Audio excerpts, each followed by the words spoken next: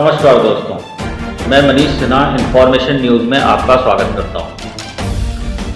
Video की शुरुआत करने से पहले आप इस चैनल को लाइक करें, सब्सक्राइब करें और अपने दोस्तों के साथ में शेयर करें। जैसा कि आज आप लोगों को पता है कि चीन बॉर्डर पर अगर हम देखें तो हर साइड में चीन भारत के बॉर्डर पर उत्पात मचा रहा है। वह ऐसा बार बार कर रहा है और ऐसा करने की उसकी मंशा ये है कि भारत को वह आगे बढ़ने नहीं देना चाहता है।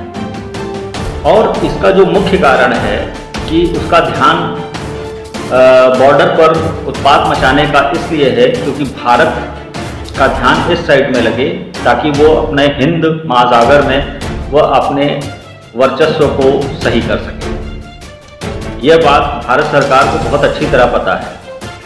इस तनाव के बीच में एक हाई लेवल मीटिंग होने जा रही है जहां पर भारत के उच्च शीर्ष अधिकारी और चाइना के उच्च शीर्ष अधिकारी के बीच में यह मीटिंग होगी, जिसका पूरा डिटेल आपको शाम को मैं दे दूंगा। और आप की अपनी क्या राय है, क्या भारत पीछे हटेगा या चीन पीछे हटेगा, या दोनों के बीच में कोई सहमति से कोई निदान निकल सकेगा? मुझे तो ऐसा उम्मीद लगता है कि चाइना अपनी हरकतों से बाज नहीं आ रहा है और इसको लेकर के क्या निष्कर्ष निकलता है यह मीटिंग के बाद पता चलेगा। और आशा करता हूं कि यह मीटिंग सफलतापूर्वक ख़त्म होनी चाहिए, लेकिन मीटिंग कई और भी हो सकती है।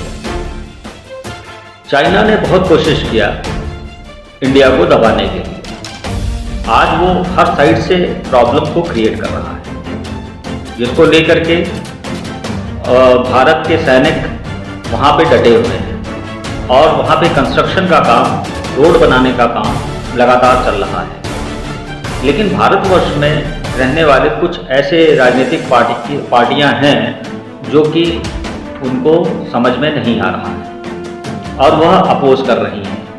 फॉर एग्जाम्पल, झारखंड में जो वहाँ के सीएम हैं उन्होंने इसका अपोज किया है। वो क्या मुद्दा है? वह मुद्दा यह है कि भारतीय सेना को सड़क बनाने के लिए 1100 मजदूरों की आवश्यकता है और 1100 मजदूर अगर वहाँ पे आते हैं तो दिन रात काम करके सड़क बनाई जा सकती है।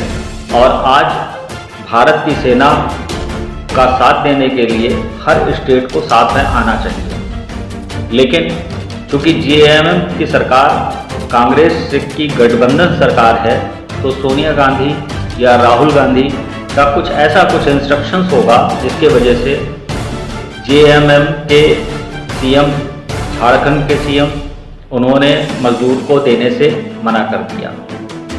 यह नीति बहुत ही शर्मदायक है।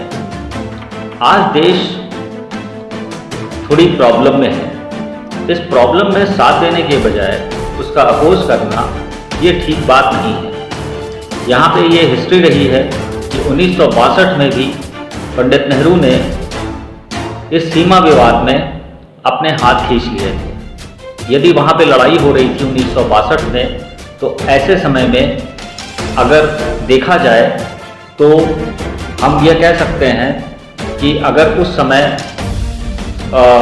वायुसेना को भेज दिया जाता तो चीन हमारी ज़मीन को कब्जा नहीं कर पाता। तो आज कांग्रेस इस तरीके की हो गई है कि वह चीन के समर्थन में आके खड़ी है। तो मेरा ऐसा मानना है कि ऐसे राजनीतिक पार्टियों को इग्नोर करना चाहिए और उनकी जो वर्किंग है वो खुल करके सामने आ गई है। आज तक उन्होंने देश हित के बारे में कभी भी सोचा नहीं, और अगर सोचा तो कभी भी भारत के फायदे में नहीं सोचा।